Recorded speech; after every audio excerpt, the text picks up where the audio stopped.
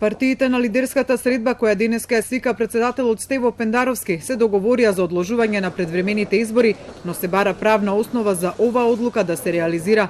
Поради тоа попладне во 30 на минути откако Вила Водно ја напуштија партиските лидери, таму пристигна експертите кои ги повика шефот на државата, а кои треба да ги најдат правните модалитети за одложување на изборите. Прва пристигна Гордана Силјановска-Давкова, која претходно беше во делегацијата на ВМРО ДПМН на лидерската средба, а веднаш по неј професорите Светомир Шкарич и Татјана Каракамишева, а повикани се и министерката за правда Рената Дескоска, како и правните експерти Денис Прешова, Јетон Шасивари и советникот на председателот Александар Спасов.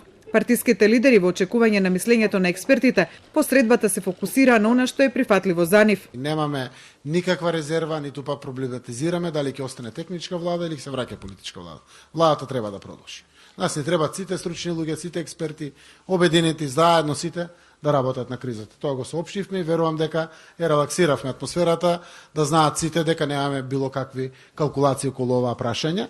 Така да, јас верувам дека таа влада треба да продолжи. Но и на она што не е прифатливо. Она за кое што се разви дилема и за кое што имаше дискусија за време на состанокот беше да се најде правна основа како сето тоа да се реализира. Имаше неуставни предлози на самиот состанок да се свика собранието повикувајќи се на некои минати искуства, но од наша страна беше аргументирано дека тие минати искуства со тоа што денеска е реалност во Македонија не може да се споредат. Ставот на ДУИ па го соопшти Бујар Османи бидејќи Али Ахмети не присуствуваше на лидерската средба. Тој информираше дека на средбата воопшто не се разговарало за можен датум за кога би се одложиле изборите. Одлуката беше дека прво треба да знаеме кои се правните патеки за имплементирање на оваа политичка одлука. Денеска донесовме политичка одлука за одложување на изборите, меѓутоа правните варијанти за имплементирање на истата треба дополнителни консултации со експерти и со политичките партии уште еднаш. На состанокот со експертите кај председателот Пендаровски присуствуваат и председателот на собранието Талат Џафери и техничкиот премиер Оливер Спасовски. Очекувањата се за неколку часа тие да излезат со правно решение за одложување на изборите. Но ако партиите едногласно се договорија за одложување на изборите, двете најголеми политички партии СДСМ и ВМРО ДПМН не може да се усогласат дали поради пандемијата на коронавирусот во државата треба да се воведе вонредна или кризна состојба.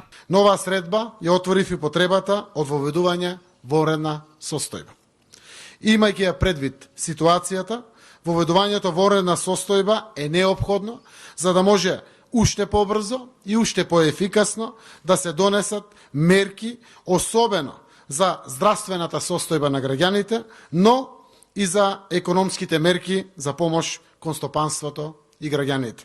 Уставот предвидува вонредна состојба, не предвидува кризна состојба, но она кое што исто така значено е што вонредна состојба практично не е регулирана со закон, односно не е регулирана методологијата и одговорноста што би значило прогласување на вонредна состојба и кои би биле чекорите. Додека пак постои закон за справување со кризи и тој во минатото беше аплициран, односно кога беа се сеќавате оние поплави во Скопје и ширум Македонија, тогаш се повикувавме на тој закон. Заев при тоа рече дека е информиран од премиерот Спасовски дека владата ќе побара воведување на вонредна состојба, а Мицкоски пак рече дека според него прво треба да се воведе кризна состојба на 30 дена, па дури потоа да се размислува за воведување на вонредна состојба.